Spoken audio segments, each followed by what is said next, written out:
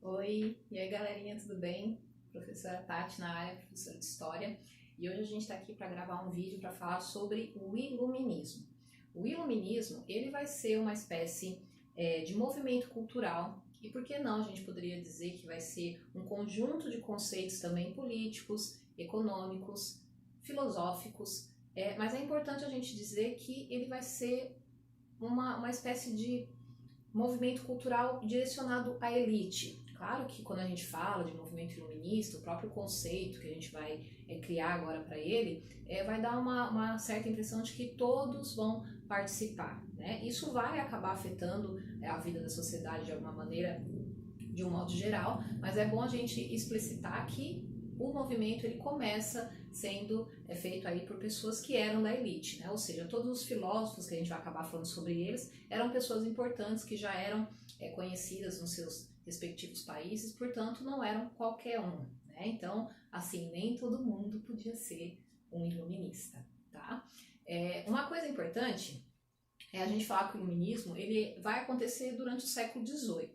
E se a gente observar o que foi o absolutismo, dá para ver lá na outra aula sobre formação dos Estados Nacionais Modernos, a gente sabe que o poder estava muito restrito às mãos do rei, do monarca. Né? O monarca tinha praticamente poderes absolutos. A gente vai ter alguns países que a gente poderia diferenciar, como é o caso da Inglaterra, que eram monarquias constitucionais, né? Monarquias parlamentares, onde existia sim alguma liberdade, existia um parlamento. A gente sabe que lá na Inglaterra existia a Câmara dos Lordes, Câmara dos Comuns, enfim. Mas a maioria dos países absolutistas, eles eram absolutismo do direito divino, como acontecia na França, como acontecia na própria Escócia, inclusive esse era o pânico, né, que vai dar toda a situação ali, a dinâmica, né, da Revolução Inglesa, que acho que vocês devem lembrar, a gente já falou sobre isso, não lembra, dá uma olhadinha lá no material, porque a Inglaterra tinha um tipo de monarquia diferente, né, em relação a, por exemplo, a Escócia,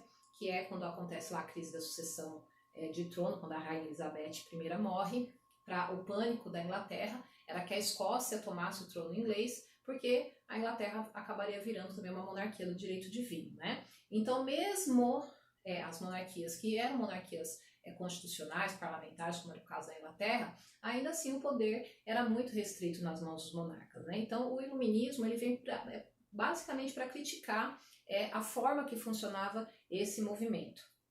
A gente vai ter algumas características principais que a gente não pode deixar de falar sobre o iluminismo, que seriam elas a democracia. Se a gente pensar que no absolutismo a gente tinha o quê? Os súditos, né? As pessoas que eram que de alguma forma tinham que obedecer, né, dizer amém para os mandos e os desmandos dos monarcas. Né? Então eram os súditos, né, quem servia ao rei. A própria defesa da democracia, né, um pouco diferente daquela democracia que a gente aprende lá na Grécia, né, quando a gente tem mais a questão de pertencimento, né, na Grécia, se a gente for voltar um pouquinho, a gente vai saber que as pessoas que teriam direito, né, dentro dessa democracia seriam as pessoas que nasceram naquele lugar, que tinham alguma posse, enfim. Essa democracia, ela aparece agora durante o movimento iluminista de uma forma diferente, né? É como ela tirasse as pessoas da condição de súdito, né, que era o que acontecia no absolutismo, e colocasse essas pessoas em condições de cidadão, né? A coisa da cidadania, tá? Outra coisa importante também vai ser a defesa do Estado laico, onde eles propõem uma separação da Igreja e do Estado. Hoje em dia, né, pelo menos teoricamente deveria ser isso, se a gente tem um Estado, o Estado tem que ser laico, quer dizer, ele não tem religião oficial. E um Estado laico, gente, é bom a gente entender que um Estado laico não é um Estado ateu, tá? Não é que não tenha religião. Existem religiões que podem ser, inclusive, várias, né? Porém, ela não é oficial, não existe uma religião oficial. Outra coisa importante também que a gente pode citar como uma das características do iluminismo é a questão do deísmo, que nem sempre é comentada, né? O que seria o deísmo? O deísmo, é bacana a gente explicar isso, porque dá a impressão que se os filósofos estão defendendo uma separação de Estado e religião, colocando aí o que a gente vai entender por Estado laico, dá a impressão que assim, será que então todos os filósofos eram ateus? Eles pregavam o ateísmo, que as pessoas deixassem de ter uma religião? Não é bem assim. A gente vai ter a questão do deísmo. O que seria o deísmo? essas pessoas consideradas deístas, para resumir, para ficar de uma forma mais simples, elas acreditam que existe sim um Deus, um arquiteto, alguém que está comandando tudo isso, porém, esse Deus, ele comanda, ele move, mas ele não é movido. Quer dizer, ele não está ali para te servir. É como se ele colocasse tudo isso aqui que a gente conhece, né, funcionando e funcionando bem, né, na sua mais considerada a forma mais perfeita, né, de funcionamento, e que o que acontecesse dali por diante dentro das nossas vidas tem mais a ver com as nossas escolhas, com o que a gente decide. Então, o deísmo, ele não é ateísmo. Ateísmo não tem religião. O deísmo, você acredita sim que existe uma força maior que governa tudo, um Deus, porém, esse Deus ele move, ele põe tudo para funcionar, porém ele não é movido, ele não funciona de acordo com as nossas vontades, né? Então, esse deísmo também vai ser uma característica importante. A gente vai ter outras características que são do movimento iluminista, como a defesa da propriedade privada, que acaba sendo bem diferente do que aquilo que a gente estava acostumado dentro do absolutismo, onde a pessoa acabava tendo por hereditariedade os bens. Se os meus pais, se os meus avós eram ricos, um vai passando para o outro como se fosse uma espécie de herança, né?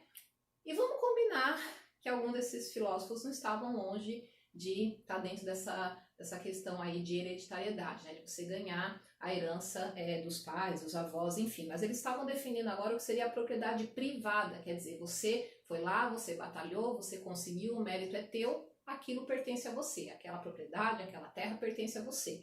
Então esse conceito de defesa de propriedade privada, ele também vai aparecer durante o movimento iluminista. Outra característica importante vai ser a liberdade de expressão. A liberdade de expressão também vai ser defendida, já que a gente está falando de democracia, que traduzindo seria, né, poder ao povo, né, povo, democracia, poder, kratia, né, poder. Então, de alguma forma, as pessoas teriam que participar disso, né? Então, a gente tem essa questão da liberdade de expressão aparecendo também como característica dentro desse movimento iluminista. Outra coisa também vai ser a questão da racionalidade. Quando a gente fala de racionalidade, a gente está falando de razão. Então, a questão do pensamento racional, onde você coloca a razão acima de tudo e não mais a religião, né? Isso vai começar a ganhar uma força muito grande. Claro, na tentativa, inclusive, de quebrar um pouquinho da influência que a igreja, que a religião ainda tinha na vida das pessoas, né? Então, o movimento iluminista, ele vai enfraquecer de alguma forma ainda mais a influência da igreja, né, da religião na vida das pessoas. Então a racionalidade, o uso da razão, como se tudo que você fosse fazer, ou tudo que você fosse pensar, você deveria colocar a razão em primeiro lugar, né? A questão do penso, logo existo, né? De René Descartes, que você tem que pensar, você tem que raciocinar, você tem que usar da razão para tomar decisões, para viver, para fazer as coisas pequenas, as coisas grandes, enfim. A razão ela vai ser defendida de uma forma muito forte durante o movimento iluminista. A começar também que a gente vai estar tendo também a questão da revolução científica, né? A gente vai estar tendo algumas explicações para aquelas coisas corriqueiras do dia a dia, como a questão da gravidade, o porquê que uma coisa cai e vai para o chão, porquê que ela não sobe, né? A gente vai ter algumas explicações, né, acontecendo nesse período, alguns cientistas surgindo nesse período e dando algumas explicações que até então as pessoas entendiam como tudo era vontade de Deus, né? Por que está chovendo? Vontade de Deus. Por que está calor? Vontade de Deus. Por que a maçã caiu da árvore? Vontade de Deus. Então, quer dizer, essas explicações para o movimento iluminista, elas não vão ser mais aceitas. Tem que existir uma racionalidade, você tem que usar a razão para pensar, para dar uma resposta para aquela tua dúvida, né? Então, a racionalidade, o uso da razão vai ser uma característica muito forte também dentro do movimento iluminista.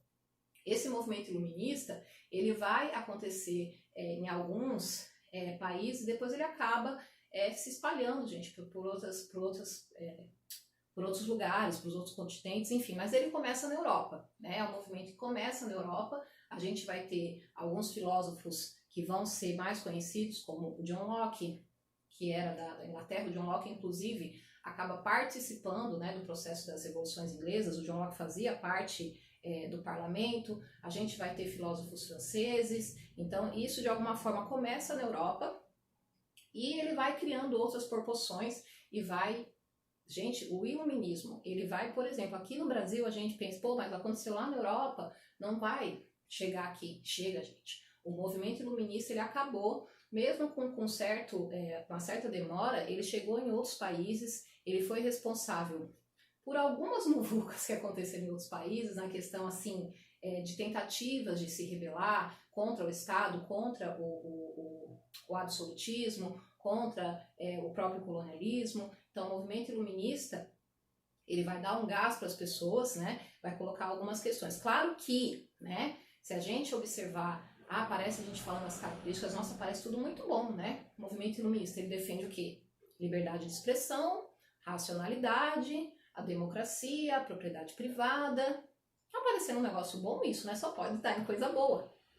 Só que não, porque o movimento iluminista, ele vai ser o responsável também por algumas revoluções, né, como a Revolução Francesa, e, por exemplo, aquilo que vai ser muito defendido, que é a liberdade de expressão, na Revolução Francesa vai dar ruim, né? Para aqueles que já estudaram a Revolução Francesa, que tem uma pequena ideia, né, gente, do que foi o terror, né, na Revolução Francesa, com a liderança ali dos jacobinos, a gente já sabe a questão da guilhotina, que vai ser inventada nesse período. Então a gente sabe que a liberdade de expressão, ela tem lá as suas dúvidas, né? Será que a gente realmente tem essa liberdade, né, para poder se expressar? Então, claro que na teoria parece tudo muito bonitinho, parece tudo muito lindo, nossa, vai super funcionar, é o que as pessoas precisam, mas a gente precisa ter essa malícia de saber que na teoria parece muito bonitinho, mas na prática às vezes acontece outra coisa. Um exemplo disso é a própria Revolução Francesa. Claro que cada localidade, cada país, ele vai escolher os seus filósofos, né? A gente vai falar isso quando a gente for falar de Revolução Francesa,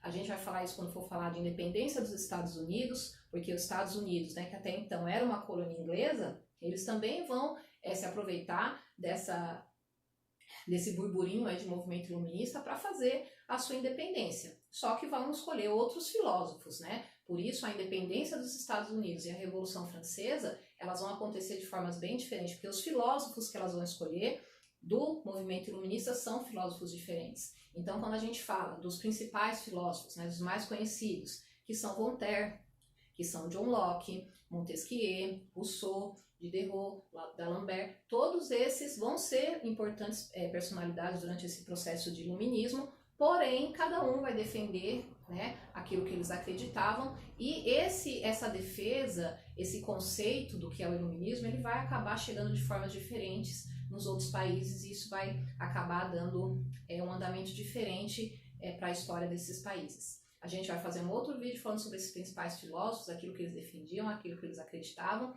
então, para vocês acompanharem os próximos vídeos para a gente entender assim com mais profundidade o que foi o movimento iluminista, tá bom? A gente fica por aqui nesse vídeo, no próximo eu espero por vocês lá com os principais filósofos do movimento iluminista, tá bom? Beijo, até mais!